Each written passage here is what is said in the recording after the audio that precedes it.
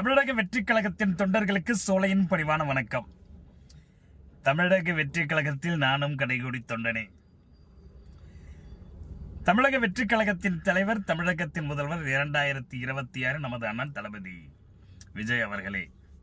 ஆணித்தரமாக சொல்வேன், சொல்லிக்கொண்டே இருப்பேன். நமது கட்சியில் ஐயா நாஞ்சில் சம்பத் அவர்கள் இணைந்துள்ளார் அல்லவா? ஐயா நாஞ்சில் சம்பத் அவர்களுக்கு நன்றி கோடிகள்.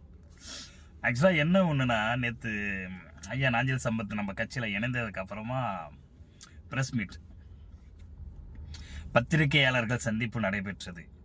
அதாவது ஐயா நாஞ்சில் சம்பத் 1000 யானை 1000 சிங்கம் அட்டன் டைமில் வந்தால் லெஃப்ட் ஹேண்ட்லேயே அதை ஹேண்டில் பண்ணுற மிகப்பெரிய ஒரு சக்தி நம்ம நாஞ்சில் சம்பத் ஐயா அவர்களிடம் இருக்கு. என்ன சரி, நான் என்ன சொல்ல வரேன்னு தானே கேட்குறீங்க.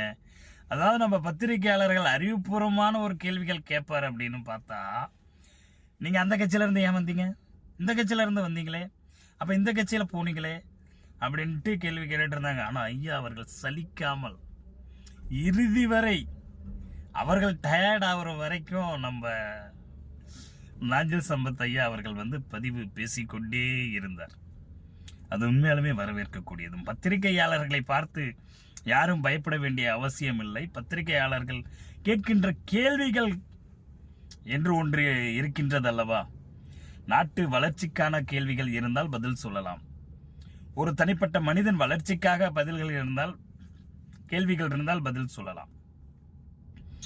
ஆனா கேட்ட கேள்விகள் அனைத்துமே நீங்க ஒரு தடவை போயிட்டு நம்ம தமிழக வெற்றி கழகத்தில் இணைந்த பிறகு ஐயா நாஞ்சில் சம்பத் அவர்களிடம் ரிப்போர்ட்டர்கள், நிருபர்கள் கேட்ட கேள்விகளை வீடியோ ஒரு தடவை போயிட்டு பாருங்க.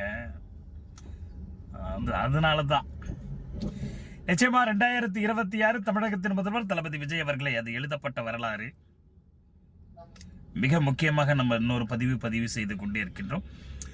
நம்ம தெருவில் நம்ம சுற்றி நம்மள இருக்கிற 4 வீடு பக்கத்தில் ஓட்டை பற்றி எடுத்து சொல்வது மிக அவசியமான ஒன்று. நான் 234 தொகுதிகளிலும் தளபதி அவர்களுக்காக பிரச்சாரம் செய்து கொண்டே இருப்பேன். 2026 தமிழகத்தின் முதல்வர் தளபதி விஜய் அவர்களே. நன்றி.